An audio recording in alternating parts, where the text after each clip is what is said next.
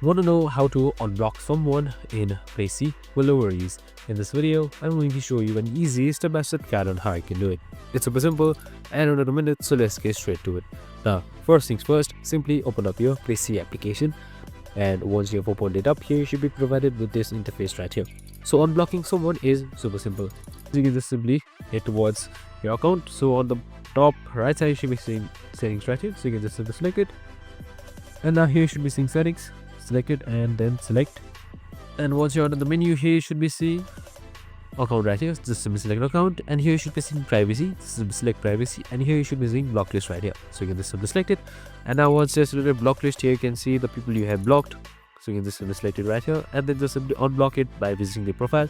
Select unblock and then unblock right here, and that's it. I hope this video helped. If it did, make sure to like, subscribe, and tune in with us for more of these videos. See you in the next one.